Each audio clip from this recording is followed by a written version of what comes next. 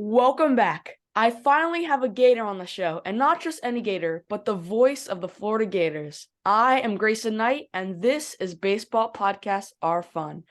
For 33 years, Mick Hubert was known to the fans of the Orange and Blue as the voice of Gator football, but he was more than that. However, last year Mick retired, opening up one of the best jobs in the country. Today, I'm joined by Kelley, the new voice in Gatorland. Mr. Kelley was hired last July, just in time for the first season of football under now second-year head coach Billy Napier. I asked Mr. Kelley on to discuss broadcasting in general and what it's like to be in Gainesville. Let's get to it. Mr. Kelley, how are you, sir? Good morning, Grayson. I'm doing great. Thanks for having me. Well, thank you for being here. Just like I said before the interview, I've had 3 former FSU baseball players, and I was wondering who my first Gator would be, and I'm glad it's you. Well, I'm honored to say the least. Maybe we'll get you one of those Gator baseball players to join your ranks too here as we get going. I saw the post you had that Gator baseball players playing on opening day: Pete Alonso, Jonathan India, Mike Zunino. It's awesome. Yeah, 10 Gators on opening day rosters. How about that? Vanderbilt also had 10, but the SEC continues to deliver players to the pros that eventually make it to major league rosters. And so under Kevin O'Sullivan, that's been a real good run. And the Gators have, as you noted, guys like Pete Alonso leading the way, and now double-digit Gators in Major League Baseball. Mm-hmm. So how's your first almost year been in Gainesville? Busy, but really fun. Really, really a lot of fun. It was exciting to be back as a part of a team again and to get to know a whole lot of new people who've been really, really good to me. Fans and colleagues and players and coaches alike have all welcomed me with open arms. And so I couldn't have asked for a better start. I think Gator Nation would love to have me have called more wins over the last several months, but I think those are coming for Florida. My dad was born at UF and got his master's there. My mom also went to Florida. Did you have any connection to UF when you applied for the job? None. Grayson, I had never even been to Gainesville until I interviewed for the job. I had done several Florida games with my other stops, mostly at ESPN. So I had called, Gator games before, but for a national audience, but I had never been to Gainesville. And so when I came to town to interview, I had to not only learn about, who I might be working with, but where I might be living too. And so at my age, that was a little unnerving. But at the same time, it's turned out pretty well. So we'll go back to UF in a few moments, but I'd like to know a little bit about your origin story, please. You grew up in St. Louis, is that right? I did. I grew up in St. Louis and grew up a diehard St. Louis Cardinals baseball fan and a fan of the St. Louis Blues. And my NFL team was the Big Red. But when I was in high school, Grayson, the St. Louis football Cardinals moved to Arizona. So that was not so much fun to have growing up. But again, I grew up in a great sports town with great broadcasters. And I think that's what influenced me as to, getting into this business and trying to aspire to become what those broadcasters were to the city of St. Louis. And maybe I'll have a chance to do that now in my new town. Did you play baseball or any other sports? I did. I played any sport I could get my hands on. I was one of those kids that when it was football season, that was my favorite sport, and I played football. And then during the winter, it might be basketball and hockey. And eventually, as I got older, I played more baseball than anything else. I was probably better at that than I was at soccer or football or basketball or hockey or anything else. So I ended up probably playing more baseball, as I progressed through high school and then finished up, my high school career and attempted to play a little bit in college, but wasn't good enough. And that was the perfect time for me to maybe stay in sports by becoming a broadcaster. So I read that you went to Southern Illinois to study journalism. What drew you to that profession? Well, I think that a lot of it was that growing up in St. Louis and listening to games on the radio and knowing the connection that those broadcasters had with the people and the fans in St. Louis. And originally, I started at Northeast Missouri State, which is now Truman State University. That's in Kirksville, Missouri. And when I really decided I was going to get serious about broadcasting and journalism, that's when I made the transfer to Southern Illinois University. And I wanted to learn under a guy named Mike Reese, who still to this day is the voice of the Salukis. And just like growing up in St. Louis, I started to find that in these college towns, whether it be Southern Illinois or where I'd work next in Columbia, Missouri at Mizzou, and those same connections were had between the voice of said school and that school's fan base. So that was as intriguing to me as anything else. And so my goal originally was to someday be the voice of a university and do college sports, for the rest of the way. Now that took a turn later on to the pros where I've spent most of my career now, but here I am in Gainesville, and I'm back to kind of the original thought and the original goal. And I don't think, Grayson, that I get to where I am in Gainesville without all the other twists and turns along the way. I was going to ask you, what do you think the difference between journalism and communications is? Good question. It just, mass communications was the major, or the program that I was in. And then the specialty was radio, television, the journalism part of it. So mass communications or communications can cover a wide gamut of experiences, everything from public speaking to public relations, to strategic communications at the business level or at the political level. All those things fall under that umbrella.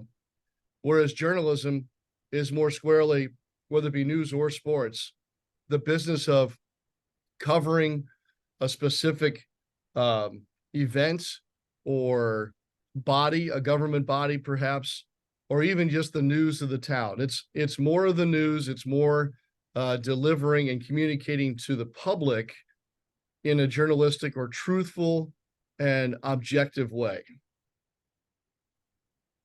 So one of the things my dad talks a lot about is how playing baseball for career is a very low percentage, but calling games or reporting on them is more realistic.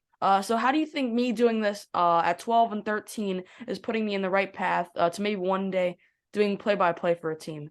Well, I think it puts you in a great position because you're learning the art of communication at a very young age. I think that you're learning two things in that sense. One is how to listen, which I think is as important as anything else.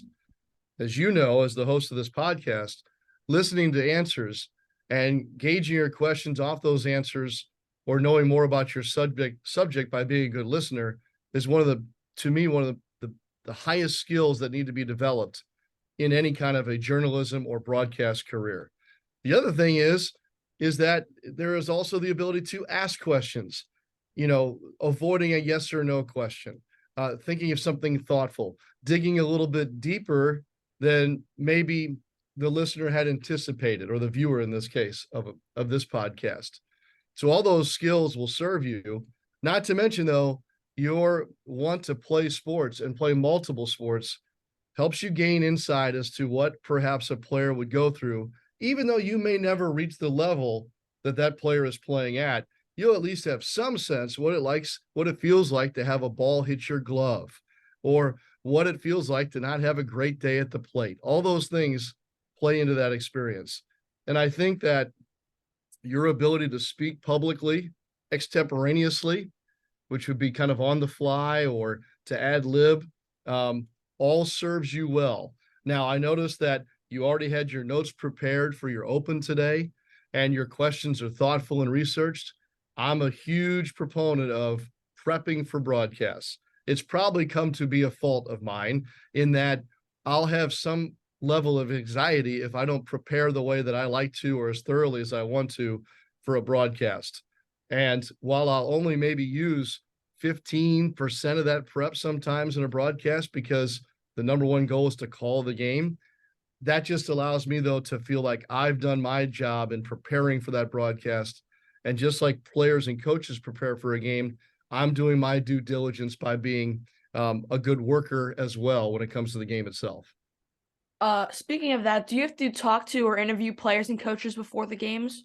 I don't have to. I sure do like to, though. I enjoy talking to people, and I like taking something from them and applying it to the broadcast. And it may not be that day's broadcast. It may be something that I hang on to, for the next series or later on in the season. But if I can tuck that away, that's something that I can lean back on. Or if a situation arises, I can recall the conversation I had with a player or coach and help give some context some background to why this or that happened, or something that's unique about that player or his experience. So I think that, yes, you should read game notes and do all your research, but good old fashioned, interviewing and or just conversation is as important as anything else. I still have a long way to go with baseball and hopefully this podcast. I hope to continue to get better at both. Okay, you were doing play-by-play at Tulane in New Orleans and also with the NBA New Orleans Pelicans. But how and why did you become a volunteer firefighter down there? Grayson, I get that question a lot because that's not that those two things are so unrelated.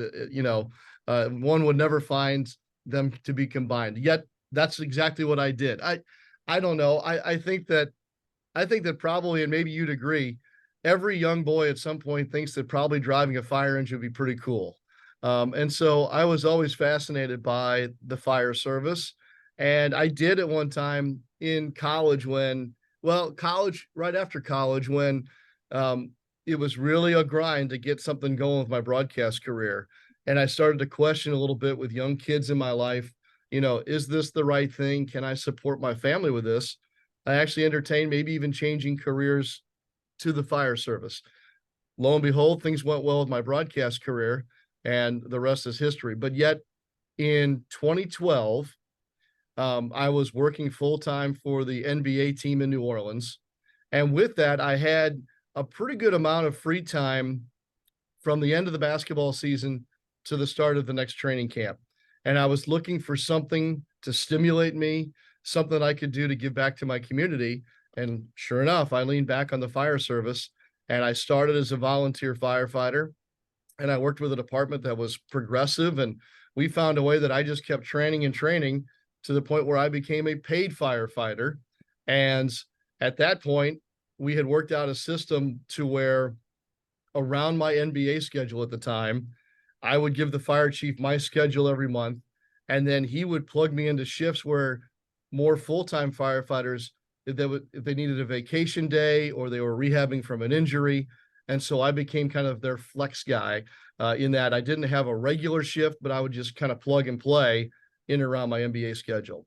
I loved it because, yes, it did satisfy that want to give back to my community.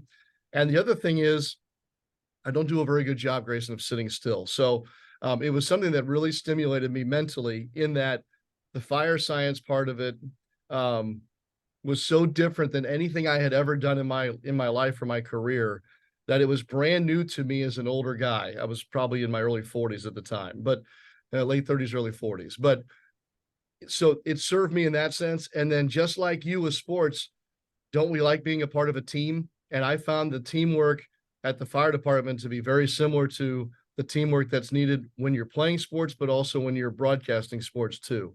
So it checked a lot of boxes for me. And I think that I probably was uniquely the only NBA broadcaster / firefighter in the history of the league. So Nice. hold that down. So do you still volunteer with the local fire station in Gainesville? No, I don't. And before I left Louisiana, I had to kind of pull back on that.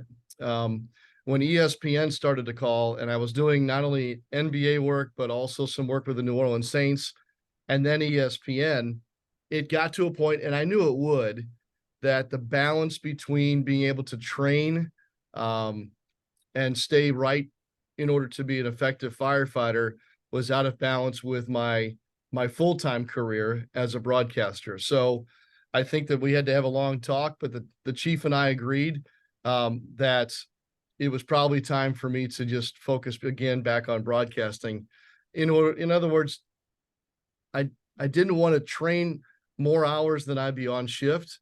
And I also didn't want to disrespect in any way my fellow firefighters who commit their lives to that profession, and I couldn't give as much as I once did.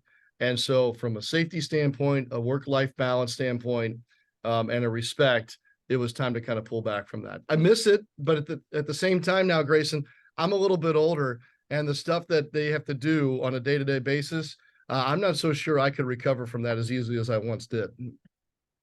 You worked with ESPN for a few years before coming to UF. You just said that. So what did you learn at ESPN that made you better at your job?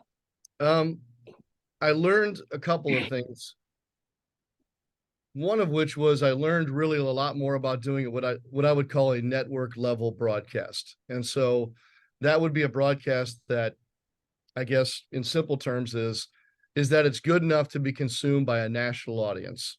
So um, a much higher caliber level of production, recognizing that your audience is not specific to one team or one sport, that you are catching, say, avid NBA fans or a fan of the Golden State Warriors, but you're also broadcasting to listeners who maybe aren't fans of the Warriors or maybe just want to hear a ball game of any kind. And so there was something different about that.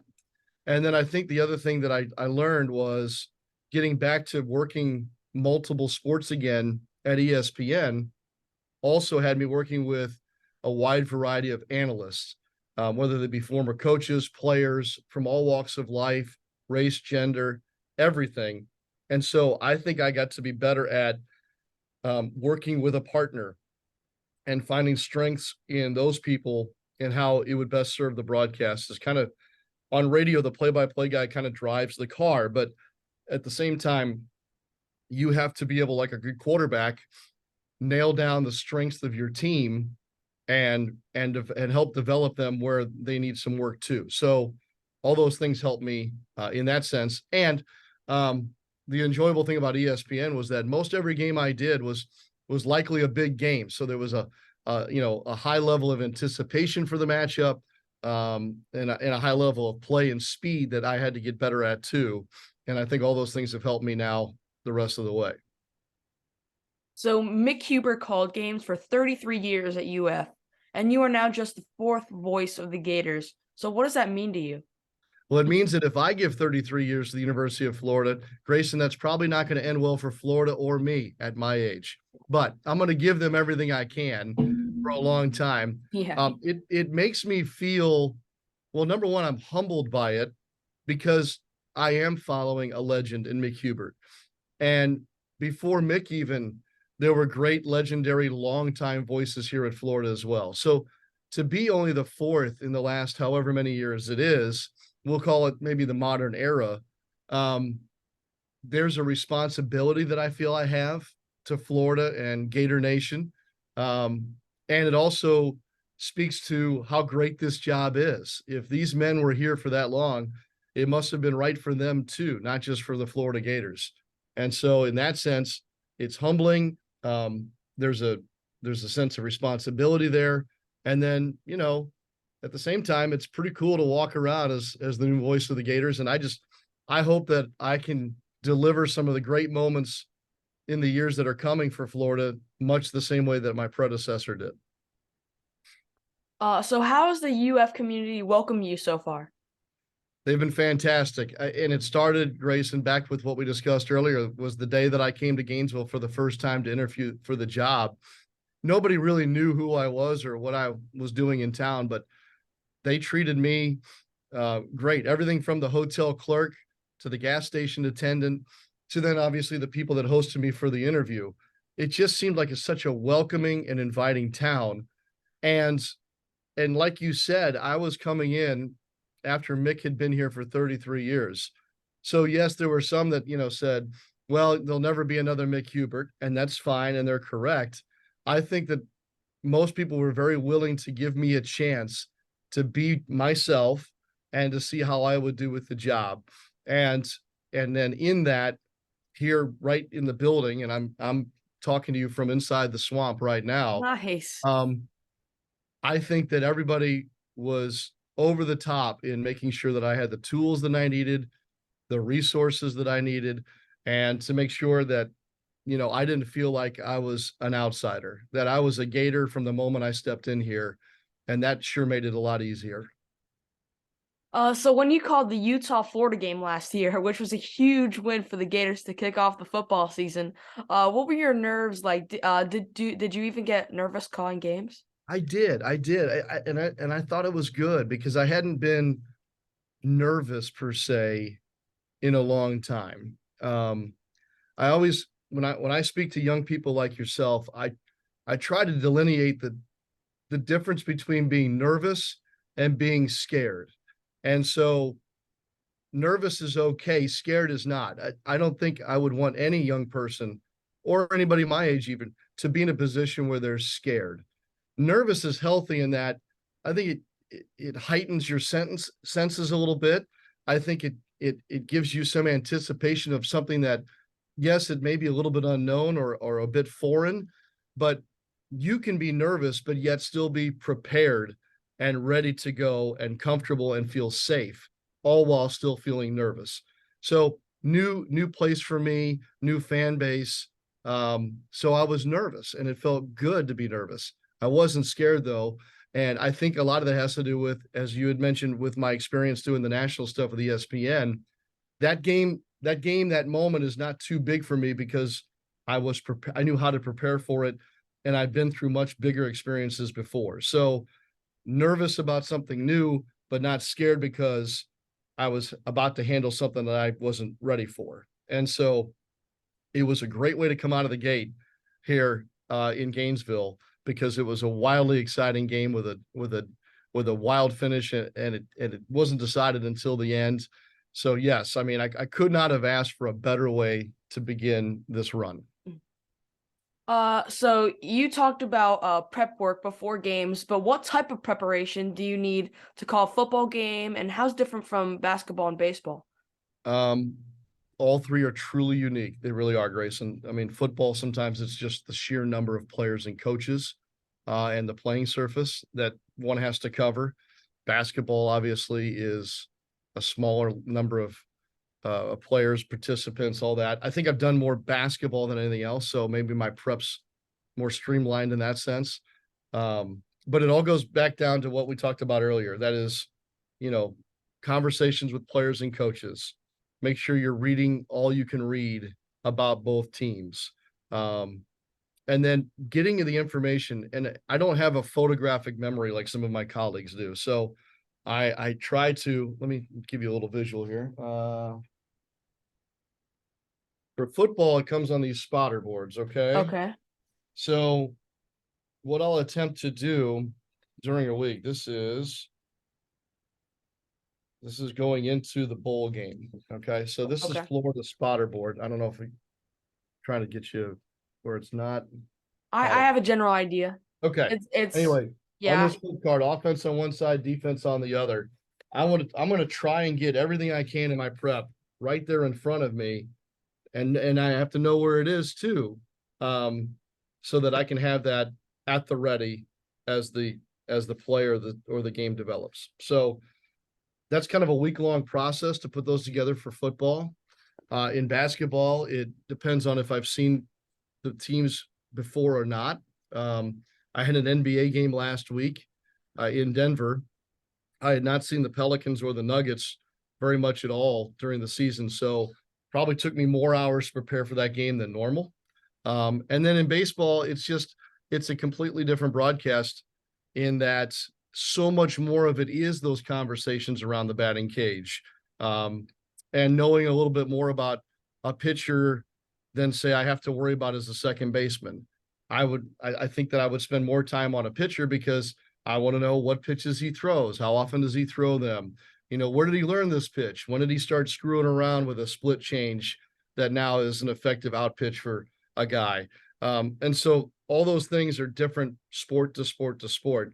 The bottom line though, Grayson, is at the end of the day, it's about those one-on-one conversations. It's about doing your homework. And I think back to when I was in school, how I hated homework, but now it's so much more of my job than I ever thought it would be. Yeah. And so doing your homework and being prepared, and then at the same time, just, letting it rip, call the play. Research is always key. I definitely learned pretty quickly with this podcast that the interviews are better if I know something about the guest. So can you recall a favorite broadcast moment of yours? Favorite broadcast moment? Wow. I've had a lot of them, Grayson. I would say I would say I've had like this list over the years, and College World Series in 2005 was pretty fantastic when I was at Tulane University. Um, I think doing a game at Madison Square Garden was pretty incredible for me, just because it's the Garden. And over the years, ended up doing a lot of games there, but I'll never forget the first time. Um, I would say that one that still sticks out is, after having grown up in St. Louis, when I went to work for ESPN Radio and started doing Major League Baseball, getting to do a game at Busch Stadium in St. Louis is something I'll never forget. It's funny, I say something I'll never forget, but Grayson, the crazy thing is I don't remember a whole lot of it. I was so in my own head, nervous, excited, nostalgic, all those things. There's not many things that I recall specifically about the Do you game even itself. know who they were playing? I'm pretty sure it was the Cubs.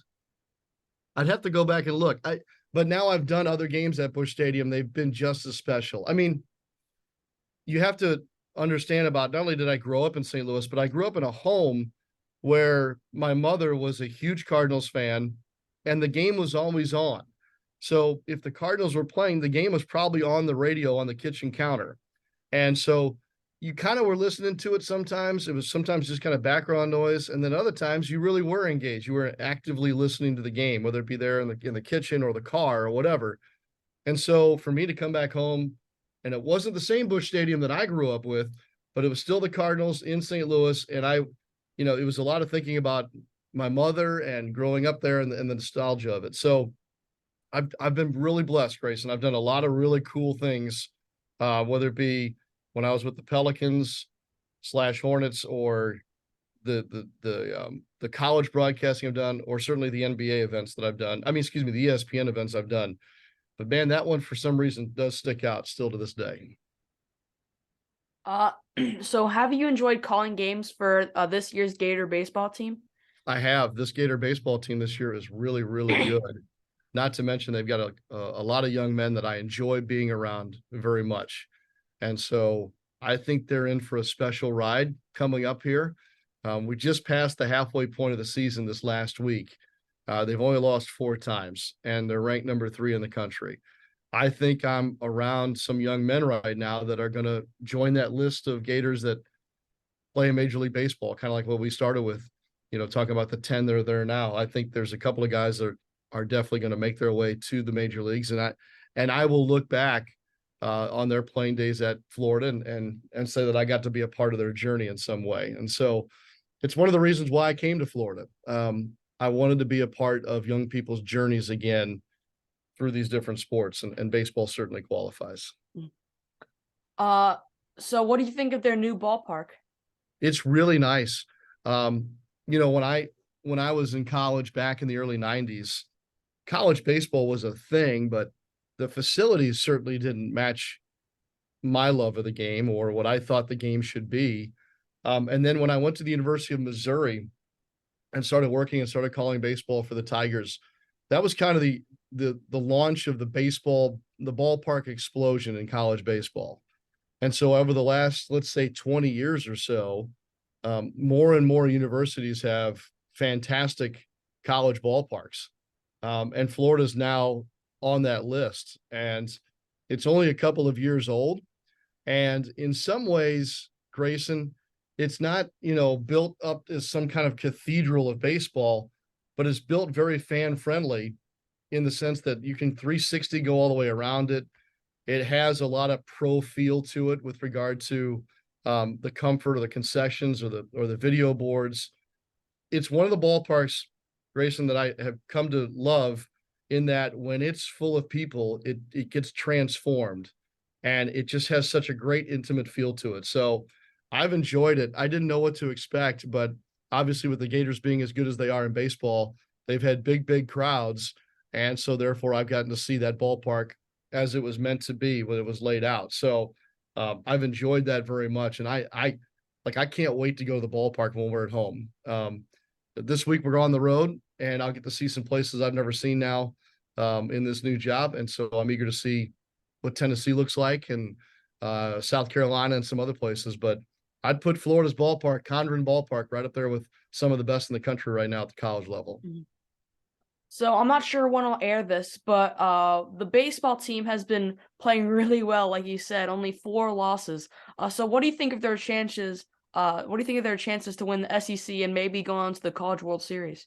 Gosh, I don't know about chances to win the SEC because especially even in their division, there's some really good baseball teams. As we're recording this right now, I want to say 7 of the top 11, something along those lines, are all And SEC teams. yeah, And so it'll be interesting when Florida, takes on Vanderbilt coming up.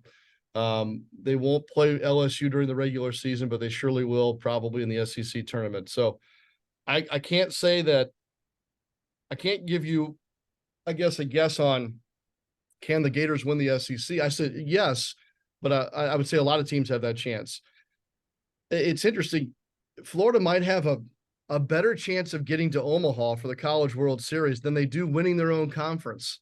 And that's because 8 teams get to go to Omaha, but only one gets to win the SEC, championship. And so, yeah, yes, if they win the SEC, I think they're going to Omaha. That's an automatic. But even if they don't, Grayson, win their own conference, I still think it's a team that is capable of being in Omaha for the College World Series. well, I guess we'll see. But Mr. Kelley, I have this segment where I ask my guests, what would you tell your 13-year-old self if you could? So I'm curious, what would you like to share with that young guy? Wow.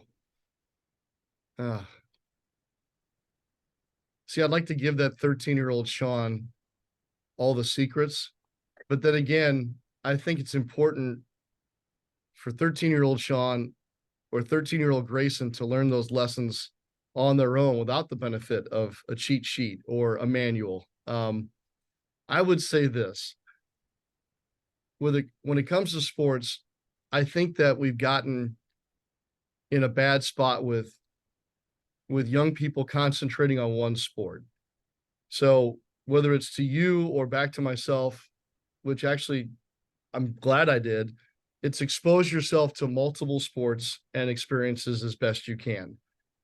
I would also say that I think I would have liked to have been more open to other ideas when I was 13 years old, whether it be the crowd I was around or not having had somebody tell me to be open to new ideas and other perspectives or viewpoints. I think I would have liked to have known that sooner than I had to learn later on. And so there's that. And then the last lesson that I think that I'd like to share is that try not to say no. If you can avoid no, it will probably go a long way. And I think I tell a lot of young broadcasters that too. Be open to trying something out. Gain experience, whether it's comfortable or not, or whether you think it will help you or not. I think that's probably the key part of that, in that I wish I would have maybe at a younger age not tried to make the decision on my own that this is helpful or this is not helpful. Trust those that are trying to put you in that position to succeed and say more yeses than nos. That's a great answer. I haven't heard that one. Yeah, and one more thing, avoid getting in trouble right before spring break starts, because Grayson, I think I was grounded for the last three spring breaks I had in high school. So that's the other thing I would tell 13-year-old Sean. Well, I'm glad I'm not grounded for this spring break. Me too. Well, that's a great answer. I haven't heard that one before, so thank you very much. And also, thank you for being on my show. We're coming into the last segment, which is the not so rapid fire questions. So you can answer with as much or as little info as you want. Are you ready? Okay, I am ready. So, which UF football game or game day which UF football or game day tradition is your favorite so far? Football, right? Yeah, football. Okay. Let's see here. Won't back down is pretty good at the start of the fourth quarter now. That's become a thing. So they'll play Tom Petty's Won't Back Down, and that's kind of a hair on your arm raising moment now at the Swamp. That one's real good. 2 Bits is pretty good, Mr. 2 Bits. You'll have to ask your dad about that if you're unfamiliar. But Yeah, those two things jump out at the moment. Mm. Which Gator opponent was your favorite to visit so far, or are you most looking forward to? This could be Which football which, or baseball. which Gator what? Opponent was your Oh, favorite to visit, visit. So far, let's or see. or are you looking forward to? um, it was cool to return to Ole Miss and see what Ole Miss has become baseball wise from the last time I was there, which was in 2004. So that was pretty neat. Um, I got to see Tennessee for the first time in football, and so the Neyland Stadium experience was awfully good, and Tennessee was very good at the time, and it proved to be a great game. So I feel like I got the whole Neyland experience. Mhm. Um, I don't know. Someday I think I'm going to get to do a football game at Georgia, but Georgia and Florida right now still play at the moment in Jacksonville. And so that was also a very unique and a cool experience in that they split the stadium in half, orange and blue on one side, black and red on the other. Grayson, I'd never seen a tailgate scene like I saw at Jacksonville. They used to call it the world's largest cocktail party, which probably is fitting, but just maybe not be the most appropriate title. But it is probably the largest tailgate scene I've ever been around. And so while yes, I want to do a football game at Georgia, I also kind of want to see this thing continue in Jacksonville as well. So who's your broadcasting idol? Jack Buck. Jack Buck. Jack Buck was the voice of the Cardinals. That's what my dad Legend. thought you were gonna say. Yeah, your dad's pretty smart. So Jack Buck is who I grew up kind of listening to, but Gray, I was exposed to a lot of good broadcasters in St. Louis. Dan Kelley with hockey, and then I also believe in mentors. I'm a big proponent of mentors. So Jack Buck would be my broadcasting idol, but Mike Reese at Southern Illinois University, or Mike Kelley at the University of Missouri, or Ian Eagle is a guy that has been very good to me over the years. Kevin Harlan, Brian Anderson. I've had different mentors at different stages of my career as it applies to either where I am in my career or where I want to be. And so it all starts with Jack Buck, but at the same time, I've tried to find and seek out those who can counsel me and teach me along the way. And I've been very fortunate to have that. So now that you have one of the best jobs in all of college sports, what would it take for you to leave? I don't know if I have an answer to that. And Grayson, if you were to know me my whole career, you'd find that awfully surprising that I don't have an answer to that, because seemingly I've always had some kind of a goal or what's next, and sometimes to a fault. And it's okay to be settled sometimes. And that's another thing I would tell 13-year-old Sean, is that you can stand still every once in a while. So I find myself to be in a very, very good spot. I love the fact that I still do work for ESPN.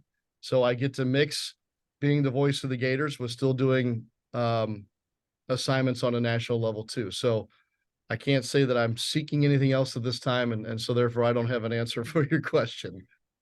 Do you have a favorite baseball movie? Baseball movie. Ooh, we just talked about this. Well, we just talked about this on the team bus last week. And it was amazing to me that so many guys on the Florida baseball team really hadn't seen Major League or maybe even Bull Durham in that sense. What? But I know I found that to be almost blasphemy, but I gave some guys some homework. We'll see how they come up with it. But I love For the Love of the Game with Kevin Costner. The Natural is also a really cool movie. That's my dad's favorite. Yeah. And but yet I can't help but laugh. And if I'm scanning through on a rare day that I can kind of channel surf, if Major League or Bull Durham is on, I stop and just start watching. And as silly as that may sound, I just find humor in both of those movies. And they came out at a time when I probably got every single joke and every single reference. And so to this day, it still sits pretty well with me. What about you, Grayson? I have three. I love The Sandlot. I love Field of Dreams, and I love Major League. Yeah, Field of Dreams. I mean that's probably my top three for sure. Mm-hmm. Yeah. So my mom always likes to know, do you have any superstitions, something like you do before broadcast? Mm, I used to have a lot. Silly stuff, like which pen I was using, something along those lines. No, I always call my wife.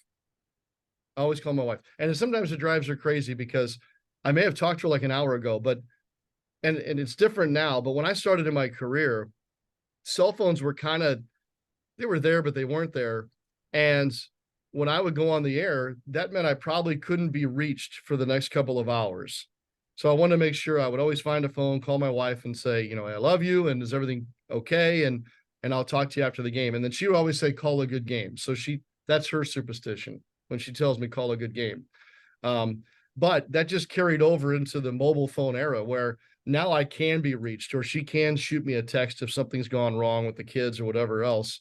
But one of the last things I do before I go on the air is call my wife. And so I guess I wouldn't call that a superstition, but maybe routine. It'd be more of a routine for me. Okay. Yeah, but otherwise I've kind of left a lot of those superstitions behind, maybe because I got older and I figured out that they don't matter, or I just got busy. I don't know. Okay. And last one, can I get a recommendation letter from you when I apply to UF in 4 years? Absolutely. I'll walk you right in the door, Grayson. That's awesome. Well, anything else you want to add or any questions for me? Well, I want to ask you what's next for you. You asked me what's next for me. I'm curious as to what's next for you. Well, school pretty much, that's pretty much it, and baseball. But for the podcast, we're continuing on. Hopefully this will be in season 5. I'll air this in season 5. When at time of this recording, I think 3 days ago, the season 4 finale came out with Johnny Damon. I don't know if you knew that. No, I did not. Yeah. Well, why are you having me on if you're getting guys like Johnny Damon? I mean, come on. Well, yeah, so Johnny Damon and hopefully this is gonna be a great interview to have, and you're my first Gator, so it's obviously a pleasure, and thank you so much. Well, Grayson, I am truly blown away by your initiative and the quality of your work so far. You have so many great things ahead of you. I hope that you enjoy each of these moments as they come to you. And if there's anything I can ever do to help you, you know where to find me. Thank you. Folks, you can hear Sean Kelley calling Florida Gators football, basketball, and baseball games in North Central Florida on ESPN 98.1 FM or WRUF 850 AM, or follow him at Sean Kelley Live on Instagram. And to my listeners, you can continue to support my show by subscribing to Baseball Podcasts Are Fun on YouTube and Spotify, telling a friend, and going to the website with the same name. Thank you so much. Please join me next week for an all-new guest. Until then, that was Sean Kelley. I am Grayson Knight, and this is Baseball Podcasts Are Fun. Don't forget to swing for the fences. See ya!